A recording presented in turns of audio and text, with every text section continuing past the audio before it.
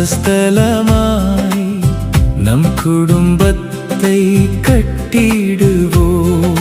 தேவ மகிமை நம் வீட்டில் தங்கவே அவர் வார்த்தைப்படி கட்டிடுவோம். சமாதானமும் சந்தோஷமும் நிறைந்த தம்பதிகளாய் வாழவே நம் குடும்பத்தின் தலைவராய் இயேசுவையே வைத்திடுவோம். தேவன் தங்கும் வாசஸ்தலமாய் நம் குடும்பத்தை கட்டிடுவோம்.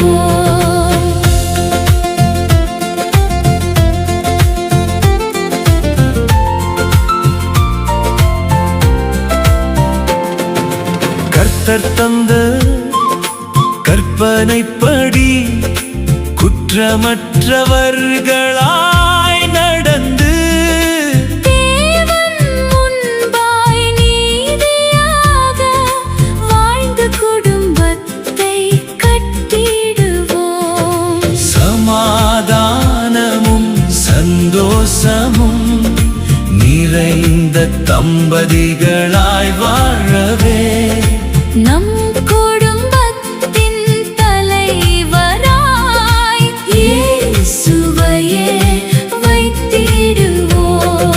தேவன் தங்கும் வாசஸ்தலமாய் நம் குடும்பத்தை கட்டிடுவோம்.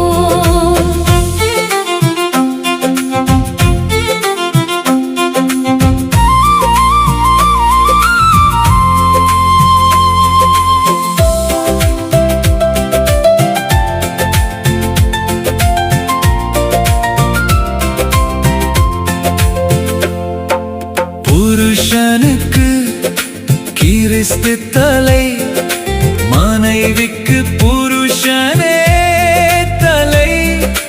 தேவன் நியமித்த ஒழுங்கின்படியே வாழ்ந்து குடும்பத்தை கட்டிடுவோம். சமாதானமும் சந்தோஷமும் நிறைந்த தம்பதிகளாய் வாழவே நம் குடும்பத்தின் தலைவராய் இயேசுவையே வைத்திடுவோம். தேவன் தங்கும் வாசஸ்தலமாய் நம் குடும்பத்தை கட்டிடுவோம்.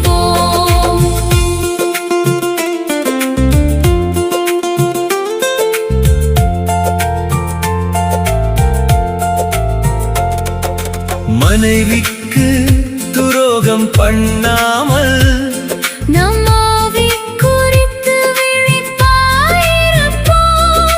பக்தியான சந்ததி எழும்பிடவே கனம் பண்ணி வாழ்ந்திடுவோம். சமாதானமும் சந்தோஷமும் நிறைந்த தம்பதிகளாய் வாழவே நம் குடும்பத்தின் தலைவராய் இயேசுவையே வைத்திடுவோம். தேவன் தங்கும் வாசஸ்தலமாய் நம் குடும்பத்தை கட்டிடுவோம்.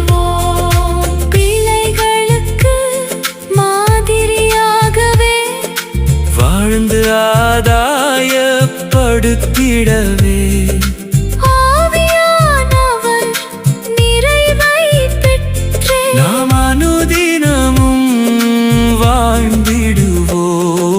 சமாதானமும் சந்தோஷமும் நிறைந்த தம்பதிகளாய் வாழவே நம் குடும்பத்தின் தலைவராய் இயேசுவையே வைத்திடுவோம். தேவன் தங்கும் வாசஸ்தலமாய் நம் குடும்பத்தை கட்டிடுவோம்.